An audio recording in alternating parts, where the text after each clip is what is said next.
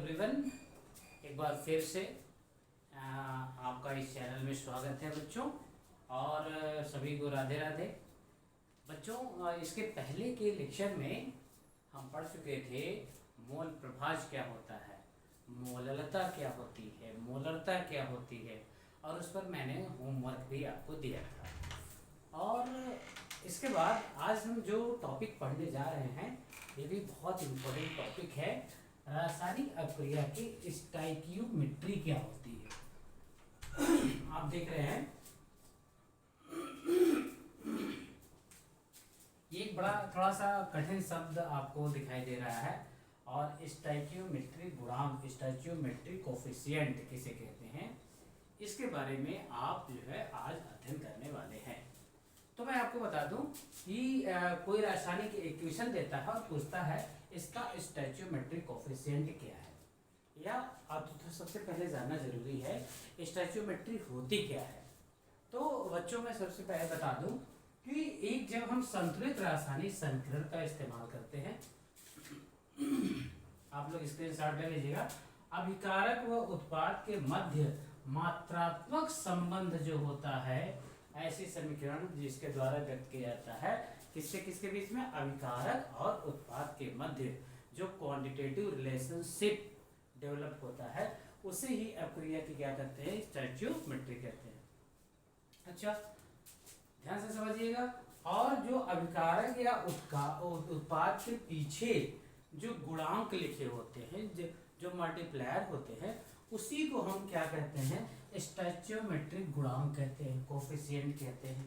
स्टैच्यूमेट्रिक coefficient किसे कहा जाता है, जो अभिकारक व उत्पाद के पीछे जो गुणांक, जो संख्याएं लिखी होती हैं, उसी को हम स्टैच्यूमेट्रिक गुणांक कहते हैं। जैसे आप देख रहे हैं कि हैबर विधि से अमोनिया के निर्माण में N2+3H2 आप देख रहे हैं। अगर कहते हैं यहाँ नाइट्रोजन का स्टैच्यू अंडरस्टूड है, एक है गुणांक इसका। अगर हम कहते हैं नाइट्रोजन का स्टैच्यूमेट्रिक गुणांक क्या है, अंडरस्टूड है 1 है। अगर हम कहते हैं हाइड्रोजन का स्टैच्यूमेट्रिक गुणांक क्या है, देख रहे हैं बच्चा, ये हाइड्रोजन की 3 लिखा हुआ है, तो यही इसका क्या हो गया, स्टैच्यूमेट्रिक कोफिशिएंट हो गया। ये अमोनिया के पीछे 2 लिखा है, तो ये इसका स्टैच्यूमेट्रिक क्या हो गया, कोफिशिएंट हो गया। तो जो अभिकारक, अब बताइए, जो रिएक्शन करते हैं दे आर रिएक्टेंट, एंड जो प्रोडक्ट बनता है, इधर बनता है, वो क्या है, प्रोडक्ट है, उत्पाद है। इनके पीछे जो नंबर्स लिखे होते हैं बच्चों, वही हम क्या कहते हैं, उसी को हम क्या कहते हैं, स्टैच्यूमेट्रिक कोफिशिएंट कहते हैं। अच्छा, इनका रोल क्या होता है, कैसे इस पर, अब आपने ये पढ़ा कि स्टैच्यूमेट्री की जब हम बात करेंगे तो वह संबंध जिसमें अभिकारक और उत्पाद की मात्राओं में, कि कितना अभिकारक लेंगे, कितना बनेगा, कितना ग्राम बनेगा, ये सब जो रिलेशनशिप निकालेंगे उसी को हम क्या कहते हैं, अभिक्रिया की स्टैच्यूमेट्री कहते हैं। इसका स्क्रीनशॉट बच्चों ले लीजिए अच्छे से, और फिर हम आगे चलते हैं कि इस पर सवाल कैसे आते हैं। रिमूवर क्या हो गया। तो अभिक्रिया की स्टैच्यूमेट्रिक बेस पे जो सवाल पूछे जाते हैं, अभी मैं आपको करवाने जा रहा हूँ। यहाँ रखा करो यार। तो एक सवाल देखिए, स्टैच्यूमेट्री पे सवाल कैसे हम ये लगवाए जाते हैं। जैसे क्वेश्चन नंबर 1, 16 ग्राम मेथेन के दहन से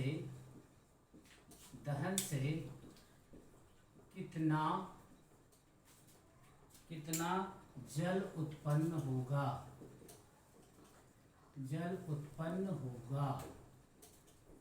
बच्चों देख रहे हैं, एक ही लाइन का सवाल है और आपको अब रिलेशनशिप से आपको निकालना है संबंध। जैसे देखिए यहाँ कह रहा मेथेन का किया जा रहा है दहन, और दहन कैसे होता है, दहन कैसे होता है, ऑक्सीजन के प्रेजेंस में होता है, combustion in the presence of oxygen. तो सबसे पहले आप इक्वेशन बनाएंगे। ये देखिए बच्चों, मेथेन का ऑक्सीजन की प्रेजेंस में दहन किया जा रहा है ना। और जब दहन किया जाएगा तो आप समझ सकते हैं, रिएक्शन पहले बनाना सीखिए बच्चों। देख रहे हैं मेथेन का कार्बन जलेगा in the presence of oxygen, तो आप क्या समझते हैं, कार्बन डाइऑक्साइड बनेगा, है ना। तो इस रिएक्शन में क्या बनना चाहिए, पहली बात तो कार्बन डाइऑक्साइड बन जानी चाहिए। दूसरा आप देख रहे हैं यहाँ हाइड्रोजन 4 है और 4 हाइड्रोजन है, तो यहाँ पर भी रिएक्शन बैलेंस नहीं है। तो बच्चों क्या हो गया यहाँ पे ट्वाइस मॉलिक्यूल ऑफ जब वाटर बन गया तो यहाँ पे हाइड्रोजन संतुलित करने के लिए तो आप देख रहे हैं डबल ऑक्सीजन ये है, डबल ऑक्सीजन ये है ना। तो बताइए अभी यहाँ पर कितने हैं, केवल O2 है, 4 ऑक्सीजन के यहाँ, तो इसका मतलब यहाँ स्टोइकियोमेट्रिक कोएफिशिएंट कितना लगेगा, ट्वाइस लगेगा। अब यहाँ ध्यान से देखिएगा ऑक्सीजन का स्टोइकियोमेट्रिक गुणांक हो गया 2, मीथेन का स्टोइकियोमेट्रिक गुणांक क्या हो गया 1। अब हमको इससे ही संबंध बच्चों निकालना है ना। रिलेशन किसमें निकालना है, मीथेन का रिलेशन निकालना है जल जो बन रहा है इससे। आप देख रहे हैं कि 16 ग्राम मीथेन है। अच्छा इसका मॉलिक्यूलर वेट भी क्या होता है 16 होता है ना। और जल बताइए कितना ग्राम बना, 2 गुणे भार का अनुसार देखिए 2 से मल्टीप्लाई हो रहा है, स्टोइकियोमेट्रिक कोएफिशिएंट यहाँ 2 है और यहाँ देखिए 2 और 16, 16 2 18, इट मीन्स 36 ग्राम जल बन रहा है 16 ग्राम मीथेन से।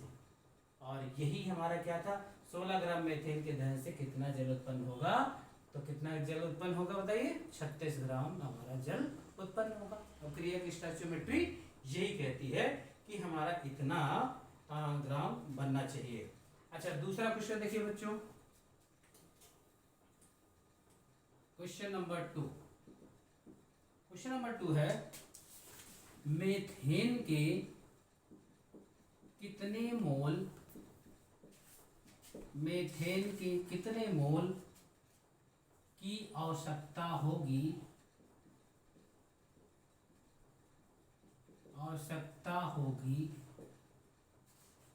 जिसका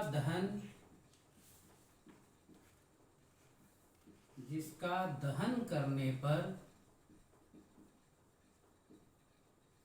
22 ग्राम कार्बन डाइऑक्साइड प्राप्त हो। इन सवालों में बच्चों सबसे पहले आपको रिएक्शन बनानी पड़ती है ना। तो देख रहे हैं मीथेन के कितने मोल की आवश्यकता होगी जिसके दहन करने पर 22 ग्राम CO2 प्राप्त होगी। अब आप सोचिए हम मीथेन लिख लें और दहन के लिए रिएक्शन किसकी प्रेजेंस जरूरी है, ऑक्सीजन की प्रेजेंस जरूरी है ना। अब जला देते हैं इसको, दहन माने जलना, कार्बन जलेगा तो CO2 बनेगा और आपने देखा इसका ट्वाइस H2 बन के जब इधर निकलेगा तो यहाँ पर क्या करना पड़ेगा, ट्वाइस करना पड़ेगा। ये हो गए इनके स्टोइकियोमेट्रिक कोएफिशिएंट बच्चों। अब बताइए अब इसी से हमको रिलेशन निकालना है। अब इसके पिछले सवाल में देखिए मीथेन का रिलेशन जल से था कि कितना ग्राम, 16 ग्राम मीथेन को जलाएं तो कितना जल मिलेगा, है ना। अब यहाँ पर हमको मीथेन के मोल की आवश्यकता होगी जिससे कि हमको, अच्छा बताइए यहाँ पर इसका स्टोइकियोमेट्रिक कोएफिशिएंट 1 है, 1 मोल मीथेन है और यहाँ कार्बन डाइऑक्साइड का भी 1 मोल है, अंडरस्टूड है। और इसका ग्राम में भार बताइए कितना है, कार्बन का 12, 16 दूनी 32, 44 ग्राम। देख रहे हैं आप, इसका मॉलिक्यूलर वेट बराबर 1 मोल होता है ना। अब बताइए, अब आप खुद समझिए कि 44 ग्राम कार्बन डाइऑक्साइड प्राप्त हो रही है 1 मोल मीथेन से। सवाल में हमारा क्या है बच्चों, 22 ग्राम कार्बन डाइऑक्साइड कितने मोल प्राप्त हो, सीधी सी बात है आधे मोल से, है ना, कोई शक नहीं। जब तक आप इक्वेशन नहीं बनाएंगे तब तक ये स्टोइकियोमेट्री के सवाल सॉल्व नहीं होते, है ना। अच्छा अब बताइए ऐसे लगा देंगे आप, क्योंकि 44 ग्राम कार्बन डाइऑक्साइड प्राप्त होती है 1 मोल मीथेन से, CH4 से। दिख रहे हैं ना, 1 मोल है, अंडरस्टूड है, 1 मल्टीप्लायर है इसका, है ना। देन आप बताइए बच्चों कितना ग्राम को निकालना था, 22 ग्राम कार्बन डाइऑक्साइड प्राप्त होगी 1/44 इंटू 22 बाई दूनी 44, 1/2 बराबर 0.5 मोल। बताइए यही आपका क्या बन जाएगा, आंसर हो जाएगा, है ना। तो बच्चों इस तरह से जो स्टोइकियोमेट्री के सवाल होते हैं उनमें एक रिएक्शन दी होती है, उससे हमको संबंध प्राप्त करना होता है। जैसे एक नेक्स्ट क्वेश्चन मैं आपको कराता हूं। क्वेश्चन है 2.2 ग्राम अशुद्ध NaCl सिल्वर नाइट्रेट की अधिकता में NaGNO3 की अधिकता में अपक्रिया करता है। कितना ग्राम बच्चों करता है? अपक्रिया करता है। हमारा एक सोडियम क्लोराइड का नमूना है 2.2 ग्राम, है ना, जो रिएक्शन किससे कर रहा है? सिल्वर नाइट्रेट्स की अधिकता में क्रिया करता है। अच्छा, अब निकालना क्या है? जिससे 2.11 ग्राम AgCl बनता है। AgCl बनता है। NaCl की प्रतिशत शुद्धता ज्ञात कीजिए।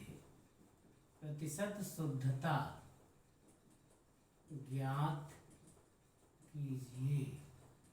हमको क्या निकालना है? परसेंटेज निकालना है। इसके पहले हमको रिएक्शन बनाना पड़ेगा बच्चों। किससे क्रिया हो रही है? AgNO3 प्लस NaCl, अशुद्ध NaCl क्रिया कर रहा है और बनता है AgCl प्लस बन रहा है NaNO3। संबंध हमको किससे निकालना है? हमको बताइए, अशुद्ध NaCl की मात्रा से और सिल्वर क्लोराइड की मात्रा में संबंध निकालना है ना। अब आप देखा, और इसकी प्रतिशत शुद्धता निकालनी है। हमारा नमूना जो है, हमारा नमूना कितने ग्राम का है बच्चों? 2.2 ग्राम सोडियम क्लोराइड का नमूना है ना। अब उसमें ये अशुद्ध NaCl है, इसमें जो शुद्ध भाग होगा वही क्रिया करेगा। अच्छा, यहाँ पे देखिए, इसका मोलर मास निकालिए 58। हमको इससे मतलब नहीं है, क्योंकि हमको संबंध किससे निकालना है? NaCl की शुद्धता निकालनी है और इसका NaCl से क्रिया करके AgCl के रिलेशनशिप से निकालना है। और आप देख रहे हैं इसका सबका स्टोइचियोमेट्रिक गुणांक क्या है? 1 है ना। तो बताइए, अब यहाँ पे NaCl का 23 प्लस 35.5 मीन्स 58.5 ग्राम NaCl से जो AgCl प्राप्त हो रहा है 143.5 ग्राम। ये देखिए, सिल्वर का 108 होता है, इसका 35.5 जोड़ेंगे तो आएगा 143.5 ग्राम। ये सिल्वर क्लोराइड प्राप्त हो रहा है। अच्छा, अब हम देखिए स्टोइचियोमेट्री हमारी ये कहती है कि 58.5 ग्राम सोडियम क्लोराइड से कितना ग्राम हमको AgCl मिल रहा है? 143.5 ग्राम मिल रहा है। अब सवाल में हमारे देखिए क्या है? 2.11 ग्राम AgCl हमारा बनता है। देख रहे हैं, 2.11 ग्राम AgCl बनता है। तो बताइए क्वेश्चन कैसे लगाएंगे? 143.5 ग्राम AgCl प्राप्त होता है 58.5 ग्राम NaCl से। क्योंकि हमको बच्चों इसी की शुद्धता निकालनी है, तो 2.11 ग्राम AgCl कितने NaCl से प्राप्त हुआ होगा ये हम निकाल लें, है ना। इसलिए 2.11 ग्राम AgCl प्राप्त होगा 58.5 अपान 143.5 इंटू 2.11। तो बच्चों ये जो आएगा, ये आ जाएगा 0.86 ग्राम NaCl। आप लोग इसको कैलकुलेट कर लीजिएगा, ये कट जाएगा तो कितने ग्राम से आएगा बताइए? 0.86 ग्राम NaCl की मात्रा आ गई। अच्छा, अब हमको क्या निकालना है कि नमूने में ये NaCl कितना % शुद्ध है, ये निकालना है। रिएक्शन में जो यूज हो गया बताइए इतना है ना। अच्छा, अशुद्ध सैंपल हमारा कितना था? इतना। तो प्रतिशत शुद्धता क्या हो जाएगी? 10/10 गुणे 100। क्यों बताइए? 2.2 ग्राम में जो शुद्ध NaCl की मात्रा आई इतना आई, है ना।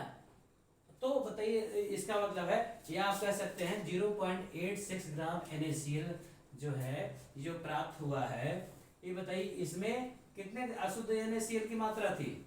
0.86। तो प्रतिशत शुद्धता यदि निकालनी होगी तो क्या करेंगे आप? इसका बटे इतना इंटू 100 कर देंगे, है ना।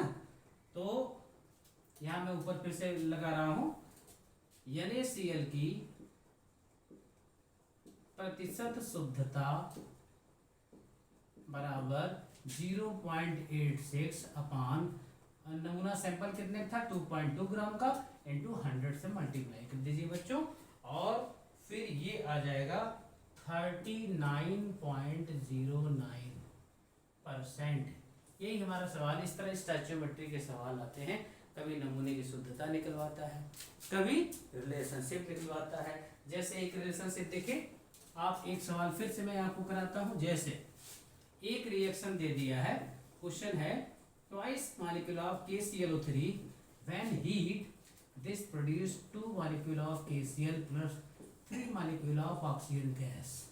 पहले बात तो पूछ लिए, रिएक्शन दे दिया कि अभिकारक और उत्पादों का स्टैच्यूमेट्रिक गुणांक क्या है ना।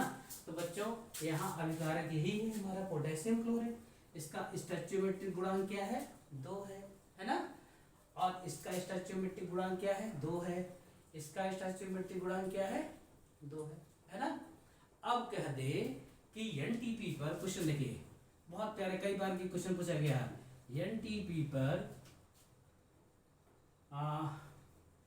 44.8 लीटर ऑक्सीजन गैस प्राप्त करने के लिए कितने ग्राम KClO3 की आवश्यकता होगी। ये देखिए बच्चों, क्वेश्चन नोट कर लीजिएगा, है ना। अब स्टैच्यूमेट्रिक गुणांक हमको कहते हैं, देखिए 3 मोल बने हुआ है ऑक्सीजन, और आप जानते हैं NTP पर 1 मोल का आयतन 22.4 लीटर के बराबर होता है ना। और यहाँ 3 मोल का आयतन है तो 22.4 में 3 से गुणा हो जाएगा ना, इतने ग्राम से। अब 2 गुणे इनका हम भार निकाल लें स्टैच्यूमेट्रिक के हिसाब से ना। अच्छा, अब सलूशन देखिए बच्चों, ये मैं सलूशन आपको कितना चाहिए 44.8 लीटर चाहिए, इसका मतलब 2 मोल का आयतन है ना। अब देखिए आप यहाँ पर सलूशन कैसे इसका निकालेंगे।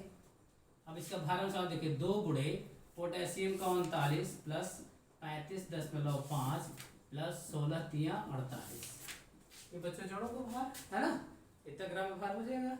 अच्छा जोड़ लीजिए जरा, 39 प्लस 35.5 प्लस 48, ये 5 हो गया, 9 5 14 8 22 को 2 है, 22 के 2 लगा 2 3 2 5 3 8 4 12, 122.5 बच्चों ये योग आ रहा है 122.5, तो 2 गुणे 122.5 करेंगे तो आएगा 122 245 ग्राम आएगा बच्चों। ये देखिए, ये इसका योग आया कितना 122.5, 2 माली इसका स्टैच्यूमेट्रिक कोएफिशिएंट से गुणा कर दिया, है ना।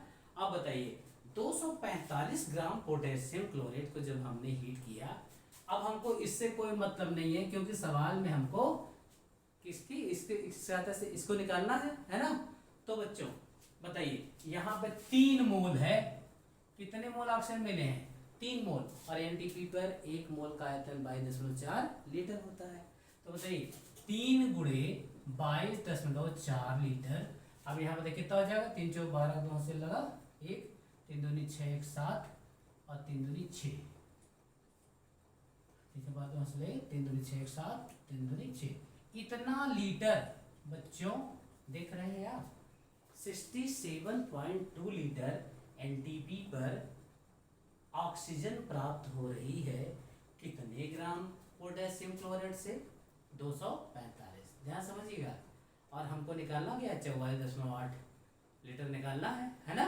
अब सीधा एक नियम सवाल लगा देंगे, 67.2 लीटर ऑक्सीजन प्राप्त होती है 245 ग्राम पोटेशियम क्लोराइड से, तो 44.8 लीटर कितने से प्राप्त होगी, यही तो हो जाएगा सवाल, है ना बच्चों। क्या दिक्कत है, क्योंकि 67.2 लीटर ऑक्सीजन प्राप्त होती है 245 ग्राम KClO3 से, इसलिए 44.8 लीटर प्राप्त होगी। 245 बटे 67.2 इंटू 44.8।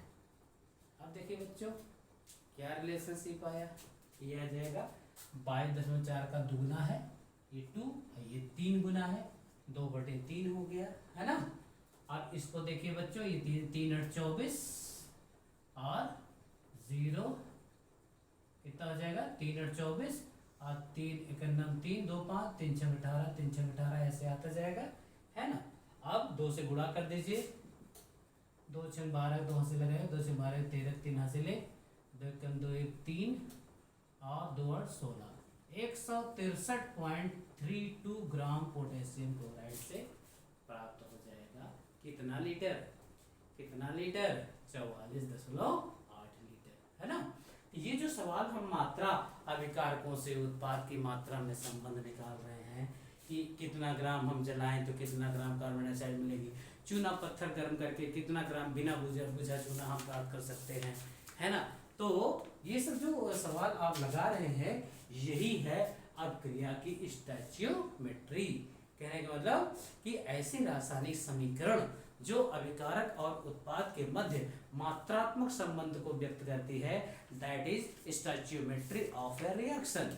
और जो रिएक्शन के पीछे जो मल्टीपल गुणांक दिखाई देते हैं, ये देखिए जैसे 2 यहाँ 3, इसी को हम क्या कहते हैं, कभी मत बोलिएगा बच्चों, कोई संतुलित रासायनिक समीकरण में जो भी अंकों का गुणा अभिकारक या उत्पादों के पीछे लिखा होता है उसी को हम क्या कहते हैं, स्टोइचियोमेट्रिक गुणांक। आई थिंक आप इस पॉइंट को, ये शब्द कठिन है लेकिन आप अब भूलना नहीं है ना। ऐसा लगता है बड़ा कठिन शब्द स्टोइचियोमेट्री क्या है, अजीब सा शब्द जैसे इंडियन है ही नहीं है ना। लेकिन बच्चों क्या है, अभिकारक की सहायता से उत्पाद की जो मात्राएं निकाली जाती हैं उनकी संबंध को हम अभिक्रिया की रासायनिक स्टोइचियोमेट्री कहते हैं। और जो इनसे सवाल लगाते हैं इनके पीछे जो गुणांक जिससे गुणा किया हुआ लिखा होता है संतुलित रासायनिक समीकरण में, उसी को हम स्टोइचियोमेट्रिक गुणांक कहते हैं। अब एक और मैं सवाल आपको बच्चों देता हूं और देखिए कैसे आप सॉल्व करते हैं। आई थिंक आप लोग सॉल्व कर लेंगे। जैसे क्वेश्चन है कि 25 ग्राम कैल्शियम कार्बोनेट से कितना बिना बुझा,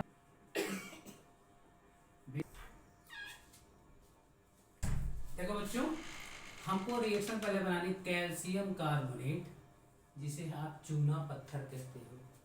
कैल्शियम कार्बोनेट का चा का भी सूत्र है, चूना पत्थर का, संगमरमर का, सबका सूत्र क्या है, कैल्शियम कार्बोनेट। बच्चों इसको जब हम हीट करते हैं तो आप क्या दिखाई दे रहा है, CaO बनता है और कार्बन डाइऑक्साइड गैस निकल जाती। बच्चों CaO को ही कहते हैं बिना बुझा चूना।